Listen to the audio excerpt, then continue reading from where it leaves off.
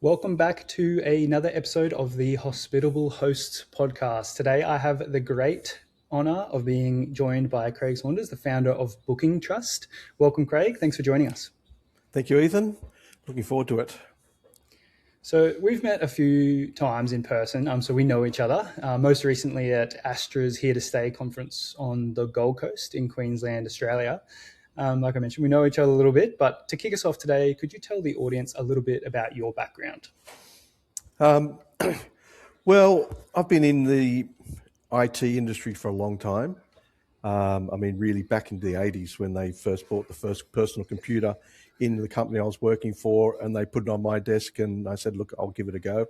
And really that started I was originally trained as a production engineer, so I've been around factories and processes for a long period of time. And that sort of started my interest in it, and eventually started writing some applications for people and progressed there over the last really 40, let's just say 40 years, through the whole development of the introduction of web and all these sorts of things, and have really just been more while I could say I wouldn't class myself as an entrepreneur, more a solutions architect. I'm more interested in making solutions, and that's majorly progressed to this point where we develop BookingTrust, and this is Awesome. we've got to here. I really like that point on solutions and having solutions out there that really make a difference in your customer's life. And we'll get into that journey now as well. You mentioned BookingTrust briefly. Continuing on from your background, could you tell us a little bit more about how you got started with BookingTrust and your role there today? Yeah, well, back in the early 2000s, I had some properties in Sydney that I was renting out. And I couldn't find any property manager I was particularly happy with. So I thought I'd just write an online application for my tenants where they could see where they're at with their rents, and they could log in and we can know where each other is. As it happened, my father was a real estate agent. He goes, do you think I can put in a management part of this where I can manage my properties? I said, sure, not really knowing what I was getting into. Eventually that became an online application called RentBook, which is for residential property management. And we had quite a few customers, and that was bought in 2017. And just fortuitously, I found out that there was a little gap in the market for short-term trust accounting. And, I started off writing an interface to new books at that time and YesBook at things that were at that point looking for solutions for their trust accounting. And it's really progressed from there to where it is now. And it's an area that, in hindsight, I probably wouldn't have done it if I'd known the complexities. I'd like to say it was through foresight and great vision, but really it was purely through luck and determination. Yeah, for sure. It's interesting that you say that because you can have hindsight, but then at the same time, like you're tackling one of the most complex issues in the short-term rental industry, and we'll dive into that a little bit more later on. But the first thing, as you were saying, it's a really common story that I hear people starting out in the industry, coming from being a host themselves, or being, whether it's maybe just in the wider real estate industry. They're often looking to solve problems that they've got themselves. A lot of the team members at Hospitable are in the same boat. Our CEO, Pierre, actually started out Hospitable based off the fact that he was wanting to alleviate some of the stress on his guest experience side of things for one of his properties in Europe. So it's I think it's a great basis to be able to tackle some of those really tricky problems in the industry, having that background. So that's really interesting. Thank you for sharing. Before we go any further, can you tell me a little bit more about what BookingTrust actually does? Sure. So BookingTrust itself is an online application. We interface to PMSs. Basically we interface to PMS platforms, mainly because there is requirements for the level of accounting that we provide. Yeah. Right? So for a lot of operators, that's, you've got 10 properties, there's enough there, it's close enough, you can actually do the accounting within the PMS. You can use spreadsheets, you can do these other things. Now, of course, in states that are heavily legislated or regulated like Queensland, that is not going to comply within Queensland, and New South Wales to some extent, and other states and overseas. So first of all, we have the software that makes the compliance. If you can look at it in terms of what Hospitable does, is Hospitable's job really is to get as much money as it can into the account, and that's where our software takes over. Whose money is it? How do you distribute it at the end? So that's the software side of it. As we matured, we realized that there's a lot of, and as the industry sort of matured, and more people came into the industry, they became obvious that there was some accounting skills that were lacking in some of the operators.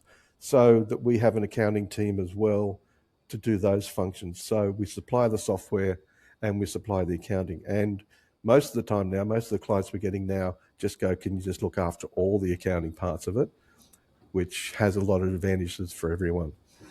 Yeah, excellent. So it sounds like you're a bit of a one-stop shop when it comes to accounting services for short-term rentals. Yeah, basically you send us your statements, we have the interface, prepare the disbursements, do all the reconciliations, make sure it's all compliant. And again, you don't have to be in a trust accounting environment, because all we're doing really is compliance accounting. Yes. So it just means that everything's done accurately. Yeah, and I think often if you're complying to the highest standard, like some states, say Queensland, for example, in Australia, has such a high level, if you're able to meet those requirements, even if you're in a different region, that's never a bad thing. If you're really working to be at the highest level of compliance, it's going to probably act in good stead, especially as more and more regions add trust accounting legislation to being prepared in advance. Definitely doesn't hurt, especially when you're talking about something that can be as lengthy as accounting.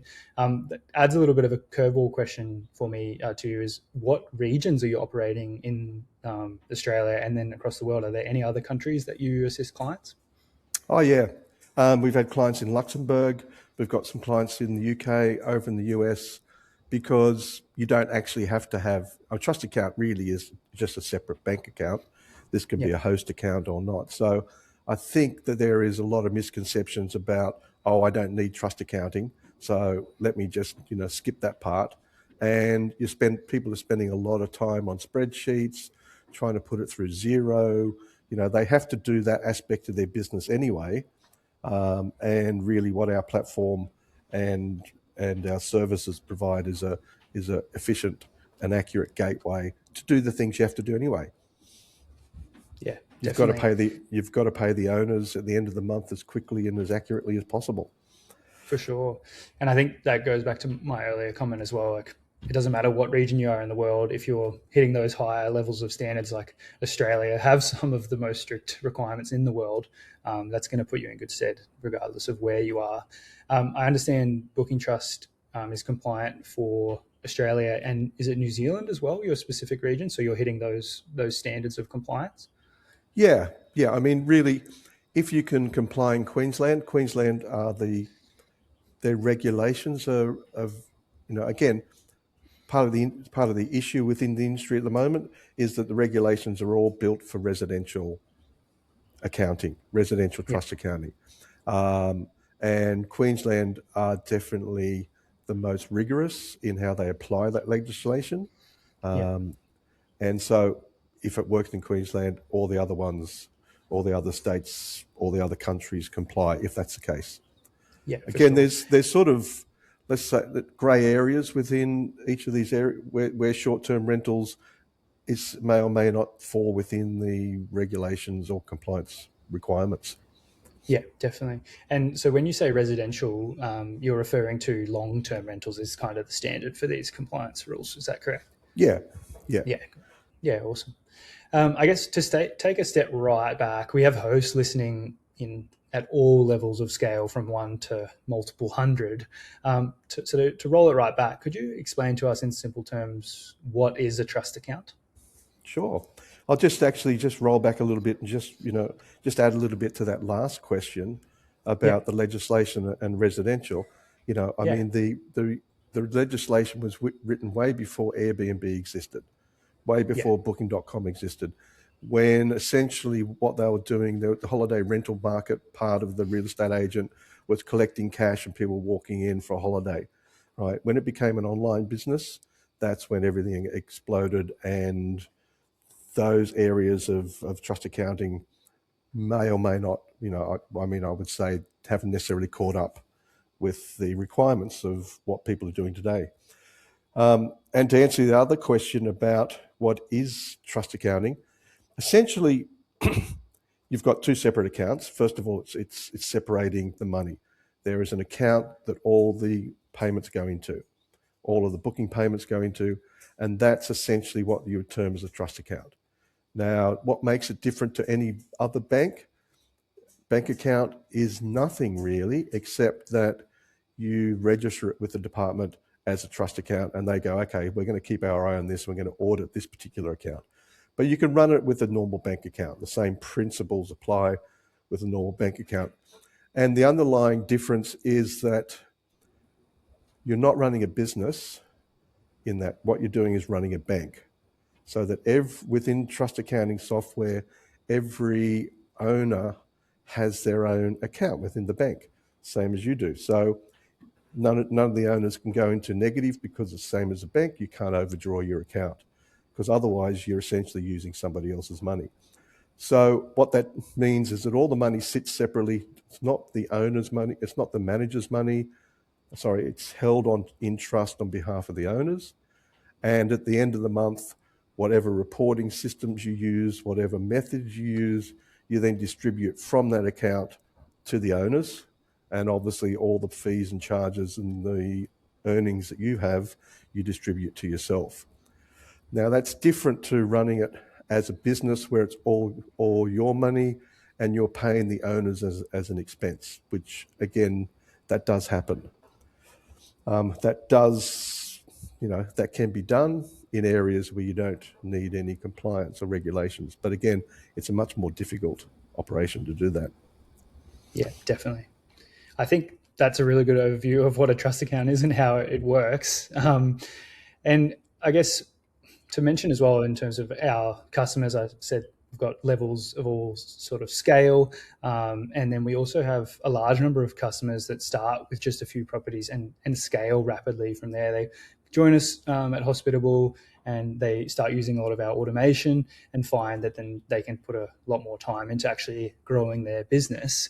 For someone who's starting out with just a couple of properties, what is the minimum accounting infrastructure that they should have in place from day one? What's the things that they shouldn't miss out on from the start? Well, obviously, a PMS is essential, right? Getting the money into the account and organising, the front office stuff. Let's just say the front office stuff. What generally happens is you can probably get away with 4 or 5 properties without any specific software sitting behind that.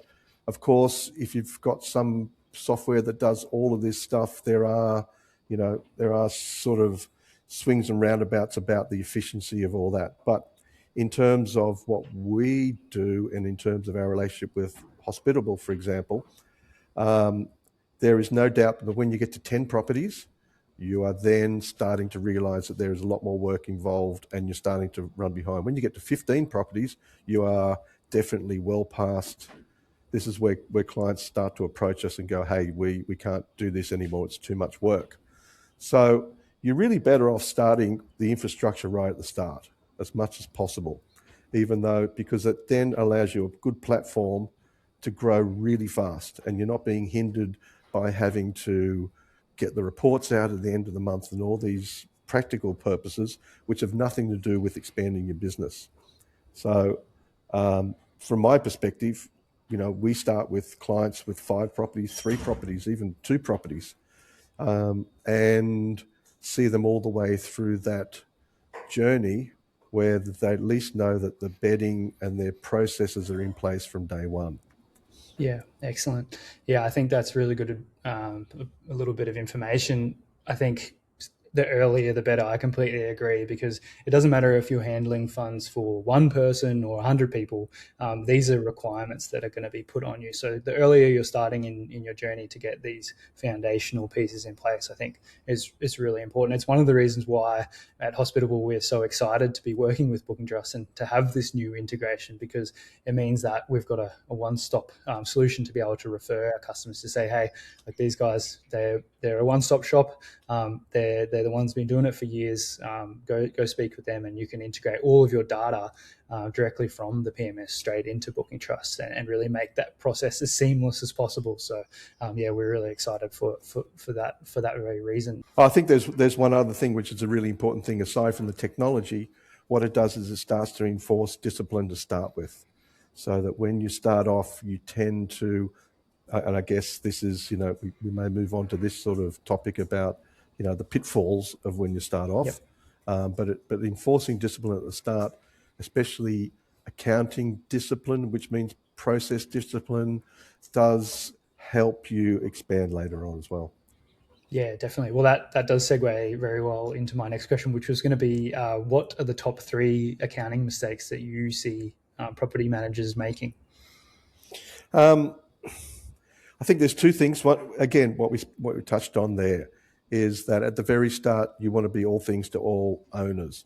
So again, I would say the main mistakes, first of all, is too much transparency, right? There are some things where the owners don't necessarily need to know about how you run your business. So again, at the start, there tends to be a lot of, we're just going to pay them all the money and we're going to invoice them separately for cleaning so that they get the exact prices and all those sorts of things. That's okay when you've got 5 properties. I can guarantee you don't do that when you've got 50 properties, because it's too much work involved. Secondly, contracts, different types of contracts for different owners. And I'm not talking about just management rates. That can be all negotiated with owners. But when you've got some, again, early mistakes are, well, this owner likes to pay for his own cleaning so that the guests pay for the cleaning, you pass it on to the owner, but you don't charge management fees on that money, and all of these complexities that you start to embed when you start, which you eventually realize is a hindrance to growing. Yes. And also, I would also say that, some education of owners is also hiding things. Again, when I say transparency, it's the opposite of what I'm saying here too, is that owners do have to be aware that there are credit card fees, there are channel fees, and cleaning is expensive. And if you're trying to somehow negate those somehow and work your way around them, it does become problematic as you expand. Yeah, definitely. I think that's one thing that we've learned at Hospitable on our journey as we've added more and more features for property managers. In terms of transparency, if I think of when I help owners and property managers set up owner statements, the amount of data that is included from some of the channels and platforms it's quite incredible. And so if you're showing all that information on an owner statement, they're going to start the month and a lot of them, they're wanting to know the really high level items, and including just and I mean tens of line items. It may not be relevant for your owner as well. So there's a middle ground between being transparent and open, and then overwhelming your owners. So I think that's definitely something that we've learned in what we enable our customers to be able to show, and making it fully customizable, so you can find your balance between the most transparent option and then making sure that it's digestible, easy for your owners. So I think that's a great bit of information and advice for people starting out. It kind of goes on similar lines on my next question, which was, how does proper accounting actually help property managers make better business decisions beyond just being compliant at tax time? Yeah, I think there's 2 things. One is that from experience, we know that if you're not doing things properly, you're losing money, We know that if you forget to charge the right fees to the owner will let you know if you've charged too much, probably won't let you know if you charge too little. Right? I would say that without a proper system, you're probably out $100 a month per property of things you don't collect, refunds you don't record, all these different aspects that come around that happen too fast because of the number of transactions that you are actually being penalized about. So again, refunds that come in, cancellations that you forget to pass on to the owner, even things like if you're using Stripe, the fees for Stripe for a cancellation, they could be $20 or $30. You're going to handle that if you don't pass it on to the owner. So that's one thing, but also in the account that you have, there is a certain amount of bookings held. If that's not accurate and you go to sell your business and anybody does some due diligence on it, they're going to go, hey, we've seen variances of what should be held in their account compared to what is held in their account of anywhere from $5,000 to $60,000. Now, that's a valuable asset that you should be definitely making sure is accurate. And also, on the other side is that with an accurate, efficient system, the owners get paid on time, they get paid accurately. So it's about owner retention, which again is probably the most valuable aspect of your business, which is tangible. The other ones are intangible. You can get by, but the tangible aspect is if you're not paying your owners accurately and on time, they will start to doubt your abilities to manage their place and maybe leave. But I can tell you, if you pay them accurately and on time, they will be very much less inclined to find someone else. Yeah, definitely. I agree completely. And we all know it's much easier to continue to support an existing owner that you've got a great relationship and you've built that trust than needing to go out and spend time, energy, and a bit of advertising budget to get those new owners. So that's a really good point. And I think the point you touched on there about exit plans, that's one that's definitely forgotten for property managers. There's so much time just gets spent working with owners, dealing with guests, managing the whole guest experience, being compliant at tax time, and then one day it comes along that you might want to consider an exit. But if you haven't got all your ducks in a row, it can be really difficult to try and go back and backtrack that. So that's an interesting one. We could probably have a whole other podcast touching on as well. But it's a great point. Yeah, there's we've been involved with a lot of different buyouts, and from our perspective, they're always very smooth, and that is a valuable asset at the end. Yeah. And it's it costs money to do all this work.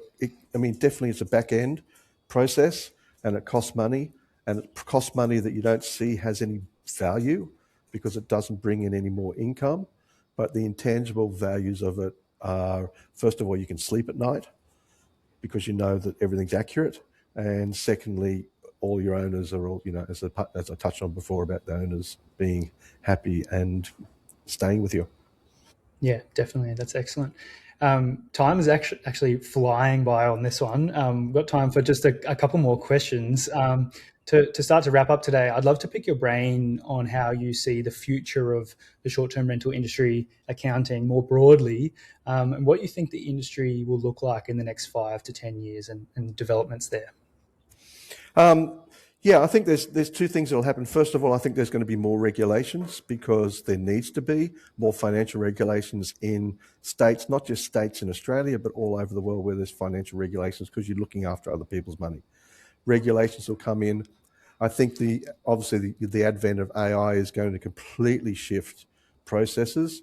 It's going to probably clear out a lot of the operators who aren't efficient enough, the same as we saw during COVID. It's going to be a revolution like COVID was.